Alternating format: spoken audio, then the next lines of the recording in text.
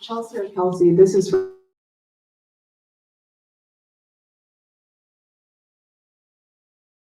on all cylinders. And tonight seemed like that night. What was it about this game that created the circumstances for that to happen? And we was waiting on that too. Defensively, we were just so locked in. Defensively, rebounding, we were intentional on that end of the floor. And when we're able to do that and we hold a team like that to 6 points in a third quarter, like they have scores over there. And so to be able to do that was key. And then offensively, when we're able to get that and then run our fast breaks and secondary options, it's not even just about like wide open layups. Like they're on their heels going into our secondary action and clock and half court. So when we're able to get stops and go downhill, really, really tough. For either of you, the defensive identity, the defensive mindset has been kind of a big talking point throughout the season for you guys, and the team, stuff like that. But, in this game, you guys really showed out, limiting that. Was that the defensive mentality that you guys have been, really waiting for, working for all season? So. Yeah, I mean, we knew that they wanted to get into the paint. They were killing us inside, whether it was layups, post-ups, O-boards.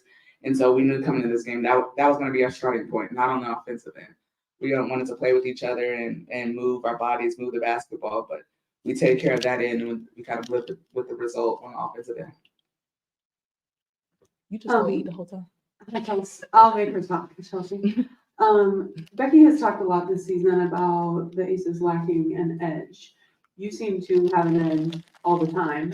And if you're not getting it from the crowd, you can create one yourself.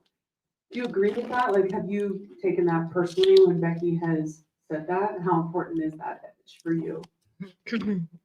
Sorry, I was like so hungry. Yeah, I play hard all the time. Sometimes maybe I can get sped up a little bit, or maybe I try to be too aggressive and it doesn't go my way. But also sometimes like willpower does go my way, so it's like this healthy balance. And I'm probably gonna balance that my entire career. It's just kind of how it is. I've accepted that. But yeah, I mean, game 2, it got a little out of hand. And like I don't think it was anything other than lack of execution. But I mean, for me personally, like I don't think there's a question that I play hard. So I was asked a lot of questions today in media, and to be honest, I was like, yo, like just because you lose doesn't mean you didn't play hard. You don't have an edge. Sometimes like it's the way the cookie crumbles. And even tonight, like we were very physical. We were very physical in New York. They called it in New York. Then now we're in the bonus with 7 minutes left in the second quarter or something like that. It changes the format of the game, but like it's just sometimes it goes that way. That's basketball. That's why we all love the game. So yeah, I thought, no offense, like that didn't apply to me. No offense. Okay. I think we also have an edge, for sure. For either of you to be able to go on a 16-0 run in the third quarter, not just have this win, but to go up by as many as 25. Do you think this was a statement? Do you think this series has changed just by the way you were able to win so comfortably? No. The minute you get comfortable, that's when you're exposed. I think you just go one game at a time. We executed this game. We executed 4 quarters, and so we start all over again on Sunday. We're still down 2-1. We haven't done anything. No game is won here tonight. So, we're just focused on the next one. Chelsea, Becky had said between games 1 and 2 that she had a direct and kind of frank conversation with you. Are you willing to share what that was now, and are there any more kind of direct conversations between 2 and 3? I'll tell you after the series.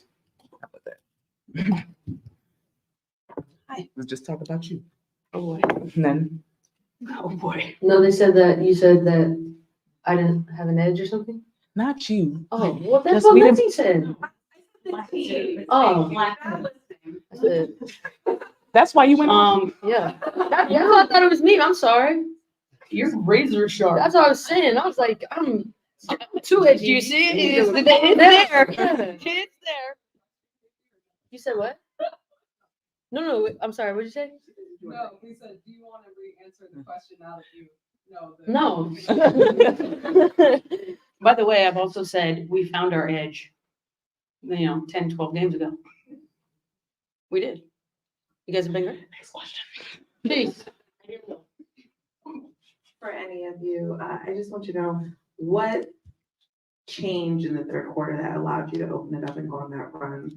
And then also, what were you able to do tonight where Sabrina was able to be contained the way that she was? Well, I think our attention to detail defensively was super sharp. AC was great. Asia was able to get it in the passing lanes, and not making that look so easy. Like, they're going to score the basketball. They're a good team, but you want to make them take tough looks. And it was the same with Sabrina. Like, we were just attentive to detail, coming off the pick and roll, making sure she's not comfortable. And it all starts in the defensive end, so we can flow into our offense a little bit better.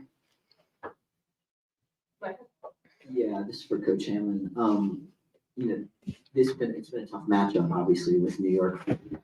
Did you come into this game? I know it's an elimination game, but also just feeling like, hey, we want to show we can play a lot better against this team. Yeah, I think at the end of the day, sometimes I come in and I say good news, bad news, sometimes the bad news is we played like crap, but the good news is we only lost by 2 or whatever. And we know we can play better. And I think, I agree with Chelsea, just the attention to detail. Our guards offensively, just making all the right reads. I thought they had a really hard time keeping Tip and KP in front of them tonight, and that always is beneficial, obviously, for our offense. But it starts on the defensive end, and I just think we were proactive, just stirring it up and just trying to make Sabrina uncomfortable.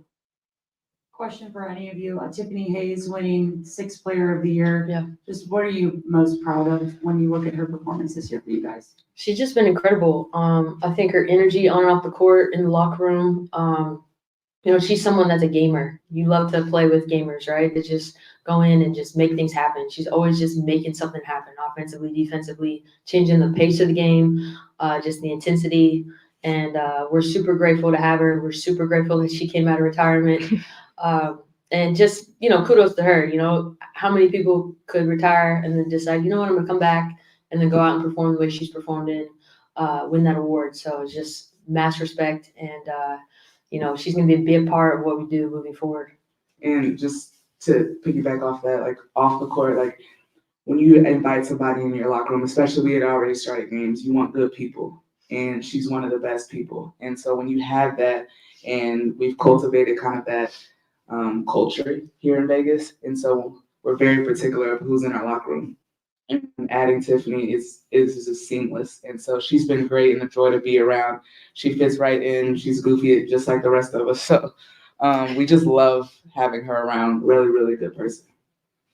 But he looked like you sent multiple defenders at Sabrina and just basically tried to keep the ball out of her hands. Was that kind of the game plan going in? We were just trying to not let her get downhill at us. And like I said, actually the game plan, Plum taught me some stuff yesterday, and I was like, I'd seen it, but I never really had a name for it. And when she explained, I was like, yep, I like it. So that's what we did. So kudos to Plum. What? What? Yeah, you came up with it. I know, but I got a compliment.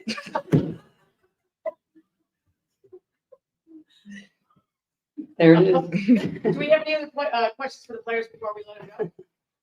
No. Thank you. Go to the back. Yeah, thank you.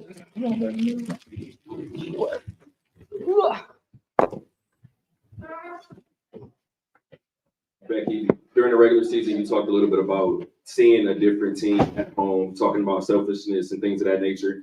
Are you sensing that same team or those same issues during the postseason? You watched the game. No. Lindsay. And then we'll finish up right up here in the front. Becky, what I was trying to ask Kelsey, it was how important she is to the team finding an edge, because to your point, she's razor sharp and always seems to play with an edge. Do you agree with that? Yes. She's competitive as hell.